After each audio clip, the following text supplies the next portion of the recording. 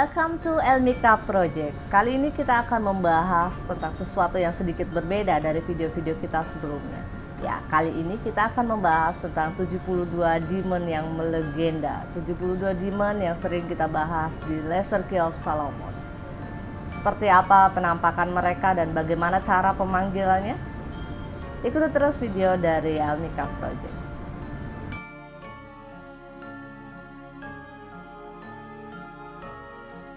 Demon yang kita bahas untuk pertama kali adalah tentang Baal atau Baal. Baal adalah demon pertama yang muncul dalam tatanan 72 demon Lesser Key of Solomon. Baal posisinya langsung berada di bawah Satan atau di bawah Lucifer sendiri. Baal dalam posisi ranknya dia adalah king. Dan kalau kita bicara sealnya itu dari emas. Oke. Kemudian Baal itu adalah dia demon penguasa dari gerbang timur atau boleh dibilang penguasa wilayah timur dengan 66 legion spirit yang dia pimpin. Jadi lumayan banyak ya. Kalau kita mau melakukan satu pemanggilan terhadap Baal, barang yang kita butuhkan adalah lilin hitam. Dalam dunia spiritual supranatural, khususnya dalam dunia sihir, penggunaan lilin warna itu ada artinya masing-masing dan ada waktunya masing-masing. Jadi jangan sampai salah penggunaan lilin kalau mau pemanggilannya berhasil, karena di sini kita membutuhkan lilin berwarna hitam. Kemudian yang kedua, kita membutuhkan sesuatu yang berhubungan atau yang terbuat dari emas. Entah itu mungkin bisa kalung atau bisa gelang atau apapun, sesuatu yang ada bahan emasnya. Dan sebisa mungkin gunakan kayak amulet atau pendan gitu ya, yang memang ada katak, gambar katak atau gambar kucing. Kenapa seperti itu? Karena Baal sendiri perwujudannya adalah dia sesosok dengan 3 kepala, kepala kucing, kepala manusia, kepala katak, dan kakinya itu berwujud kayak apa ya, kayak spider gitu.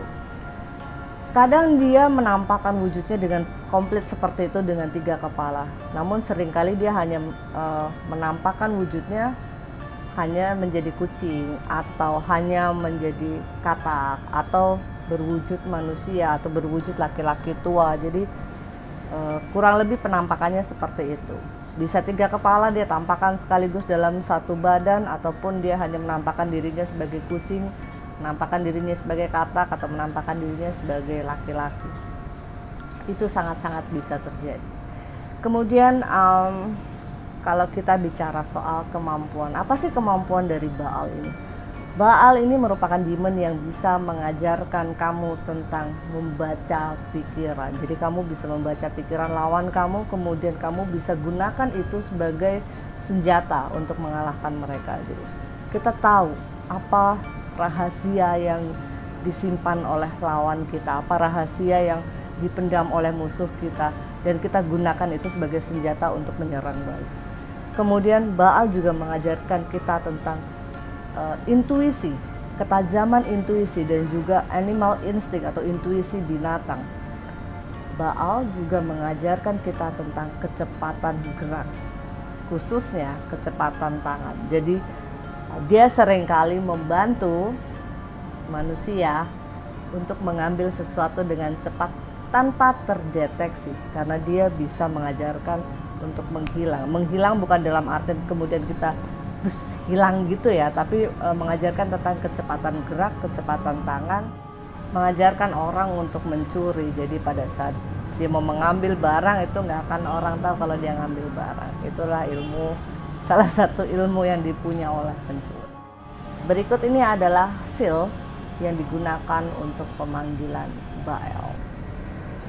Melakukan satu pemanggilan demon itu tidak semudah yang kita bayangkan. Tidak semua pemanggilan atau ritual itu bisa berhasil dijalankan, karena tiap demon itu punya waktunya masing-masing.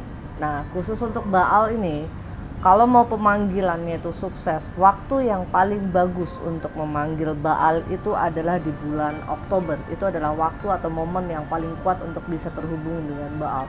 Di luar waktu itu apakah tidak bisa? Bisa, tapi kemungkinannya sangat kecil karena memang bukan waktu yang terbaik. Kita bicara waktu yang terbaik di mana power yang paling kuat pada saat kita bisa kontak dengan Baal adalah pada saat bulan Oktober. Jadi make sure jangan sampai salah penggunaan lilin, dan yang kedua jangan sampai salah waktunya. Aku mau kasih info di sini, aku memang sengaja untuk tidak membuat sigil dan juga tidak membuat ritualnya secara penuh karena memang aku agak kesulitan mencari tempat yang bisa atau memang yang memungkinkan untuk aku melakukan ritual seperti itu. Jadi aku memilih menggunakan ilustrasi supaya lebih aman dan nyaman untuk kita semua, terutama akunya juga, karena melakukan satu ritual atau penggambaran sigil itu walaupun tidak serius tapi tetap akan ada efeknya. Jadi aku tidak mau nanti ke belakangnya ada sesuatu ya.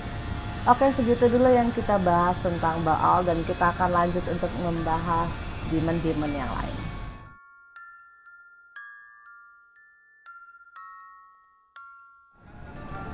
Demon yang kedua yang akan kita bahas di sini adalah tentang Agares. Agares atau Agares itu adalah hal yang sama. Agares merupakan demon penguasa gerbang timur juga, sama seperti Baal, penguasa dari daerah timur. Agares sealnya itu terbuat dari tembaga ya, jadi warna kayak warna-warna chrome gitu, warna tembaga, dan posisinya dia adalah duk atau pemimpin. Agares mengajarkan kita tentang banyak bahasa. Jadi kalau kita terhubung atau kontak dengan Agares, maka dengan seketika kita bisa menguasai beberapa bahasa yang sebelumnya kita tidak pernah belajar bahasa itu. Kita bisa mengucapkan bahasa asing, kita bisa mengerti ada banyak bahasa asing tanpa kita belajar sebelumnya. Kemudian kemampuan Agares yang kedua yang sering kali digunakan atau memang yang sering kita sebagai manusia minta tolong adalah untuk memanggil orang pulang. Jadi Agares punya kemampuan untuk kita bisa memanggil orang yang pergi itu untuk datang lagi dan pulang. Misalkan kayak gini, saudara kita ada pergi dari rumah, dia pergi meninggalkan rumah entah kemana, kita bisa minta bantuan Agares, kita bisa pinjam kekuatannya, dia kasih kita kekuatan, dan kita bisa panggil lagi orang itu untuk pulang. Kita punya pasangan yang pergi dari rumah, itu juga seringkali digunakan untuk kita meminta pertolongan dari Agares. Tapi Agares ini agak-agak agresif gitu ya, karena dia termasuk salah satu demon yang susah untuk dikendalikan, dan ya dia bisa menggerakkan alam semesta, khususnya menggerakkan bumi dalam artian yang sebenarnya, karena dia bisa menciptakan satu gempa bumi. Wow, tidak skala besar sih, tapi memang satu gempa bumi dalam area lokal ya, jadi bisa membuat tanah atau benda-benda di sekitar kita itu bergerak dengan tinggi. Kemudian kalau kita bicara penampakan Agares dan juga sealnya, seperti apa penampakan Agares dan juga sealnya? Berikut adalah penampakannya.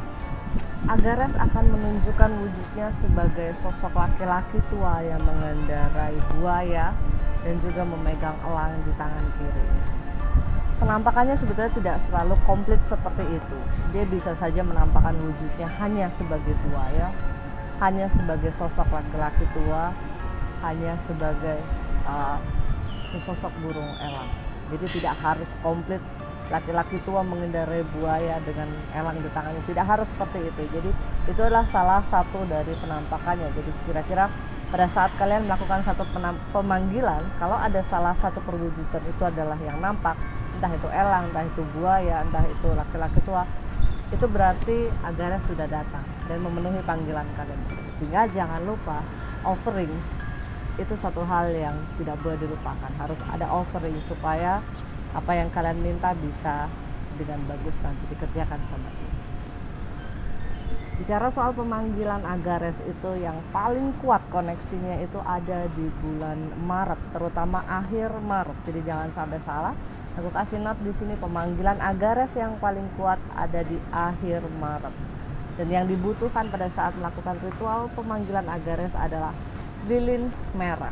Jadi jangan ketukar ya. Lilin merah dan juga barang atau benda yang terbuat dari tembaga itu sebagai pemanggilan. Kemudian offeringnya apa, jangan lupa itu disiapkan juga. Ini adalah sigil atau seal dari Agares. Oke, itu adalah hal yang bisa kita bahas tentang Agares di sini. Kita akan bahas di nanti yang lain. Lanjut.